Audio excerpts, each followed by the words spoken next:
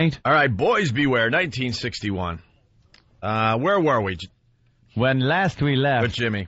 Jimmy was released in the custody of his parents on probation, and Ralph was arrested. For being a homosexual. For being a homosexual.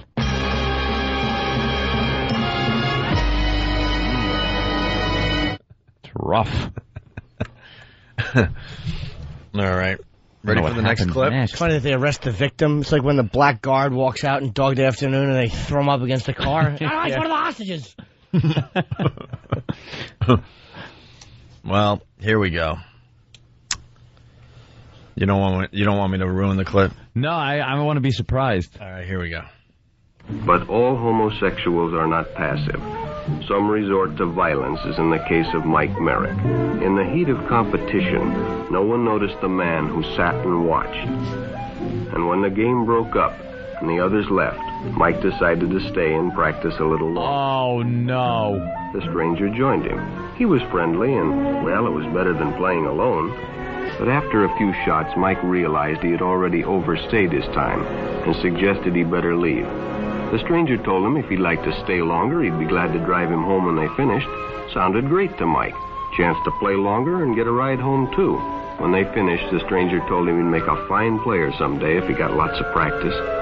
The companionship, the praise, the friendly attitude dispelled any misgivings Mike might have had about going with a stranger. You know what this is doing? It's telling people how easy it is to get young boys. I know. Just got to give them a little praise, a little pat, play some ball with them. It's making me want to play basketball and go to the drive-in. Right. And fish. It's so easy. A few pornographic pictures. That's all you Sounds need. Fun. What a lifestyle. I deal with women and all their nonsense. What you got to do is wear tight-fitting little sported-out slacks, and an older gentleman will pay for everything. Friendly attitude dispelled any misgivings Mike might have had about going with a stranger. He probably never realized until too late that he was riding in the shadow of death. But sometime that evening, Mike Merrick traded his life for a newspaper headline.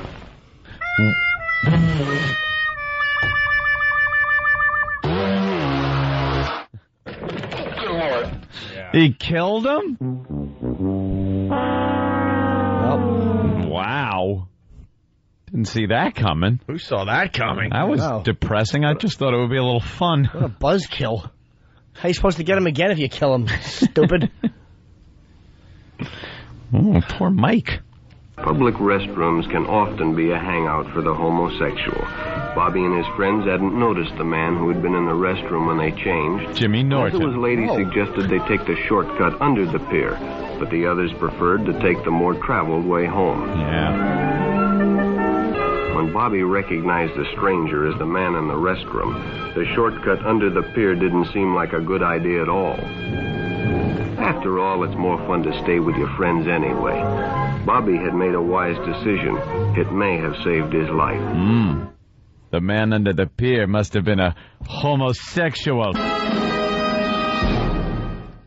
making it sound like homosexuals are like hiding like mountain lions. That's what they do. They're waiting for a jogger. Come by and just grab them by the throat. They're really not violent people. All they do is put stupid rainbows on everything and keep clean neighborhoods.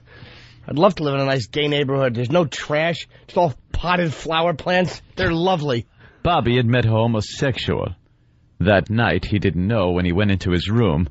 He had new curtains on his window and plants around his house, and there's a fine bedspread that matched the window treatments. Yes, a homosexual had come into his room and redecorated. People are asking if the shortcut was under the porch. Yeah, you gotta watch out. Under the porch. All right. And finally, we end Boys Beware from 1961. His name was Chicago's own John Wayne Gacy. With this clip. Local angle. I see. The decision is always yours, and your whole future may depend on making the right one. So no matter where you meet a stranger, be careful if they are too friendly, if they try to win your confidence too quickly, and if they become overly personal. One never knows when the homosexual is about. He may appear normal. and it may be Is about. He may gyp you out of $50,000 you're owed for a radio program, and then move to a competing satellite company. He may write very small to compartmentalize. Yuck.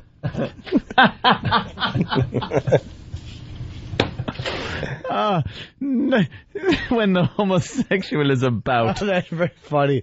Just traipsing and lurking. Oh, looking. Well, Mary Kelsey from Kansas doesn't like this. Mary. Enough of the boring old radio stuff. I know it's hard to fill all those hours, but how about some current topics, sports, personal life, anything but more of this crap? Okay. Current. Mary Kelsey is a whore. What do you think of them apples?